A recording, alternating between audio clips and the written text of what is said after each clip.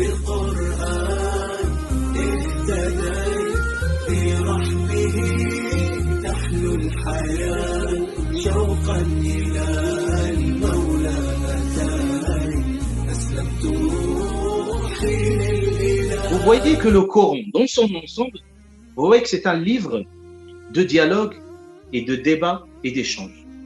Ça veut dire que le Coran, et c'est ça, la personne qui est sûre de sa vérité, et ne doit pas se gêner du dialogue et du débat. Et même, il doit être confronté aux différentes idées, aux différentes idéologies. Donc, le Coran, vous le voyez, parfois il est sûr de sa vérité. C'est pour ça qu'il ne fuit aucun argumentaire. Et vous trouvez qu'il ne censure aucune idée. Et il n'exclut aucune critique. D'ailleurs, le Coran al-Karim même a donné, ce qui est étonnant, il a donné un espace très important au Satan, Shaitan, pour s'exprimer. Et même pour qu'il explicite sa position. Vous voyez que Allah Azza wa Jal, quand Shaitan il a refusé de se prosterner devant Adam, Allah Azza wa Jal a dit il lui dit, qu'est-ce qui t'a empêché de se prosterner devant Adam? Et c'est très étonnant comme attitude pour laisser à Iblis la possibilité de s'exprimer, de donner les raisons de son refus.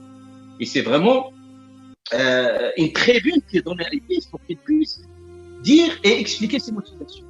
Et on trouve la même chose quand Allah Azza wa Jal venait créer Adam alayhi salam.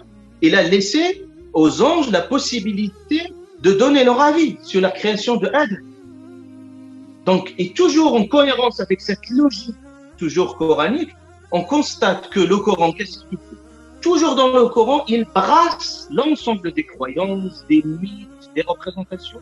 Vous trouvez dans le Coran, vous trouvez les différentes représentations des croyances des différents peuples. Par exemple, vous trouvez les païens, vous trouvez les gens du livre, les agnostiques, et vous trouvez toujours le Coran met en avant leur représentation au sujet de Dieu, leur représentation au sujet de la nature, de l'univers, de la société. Donc, vous comprenez bien que le Coran n'a pas fait le déni de ces idées, des idéologies et des croyances qui sont bien présentes et qui, parfois, certaines croyances, ils vont remettre en question l'essence même de la foi et du message coranique. Donc, c'est pour ça, vous trouvez dans plusieurs passages coraniques, Allah Azza wa Jal dit « Faqala alladhina » ils ont dit, comme ici, ils ont dit. Et parfois, vous trouvez « Za'ama alladhina kafaru » ils ont prétendu, ils prétendent croire. Pourquoi?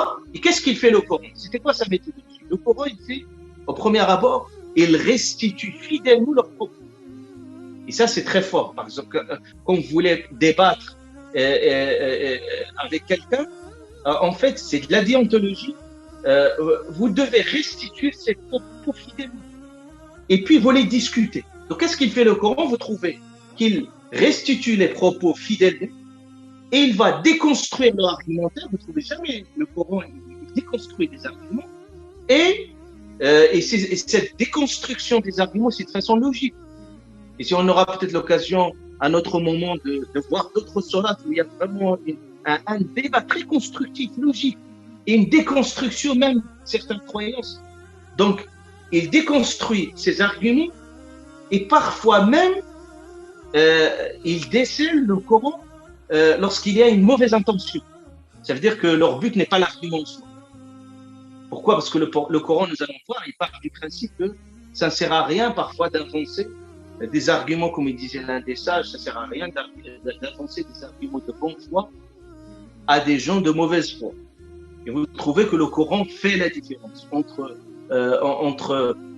un moment où il déconstruit l'argument. Parfois, il va interroger même les intentions de certains. Parce que leur but, ce n'est pas de discuter Dieu, discuter l'argumentaire, mais c'est plutôt juste de relier les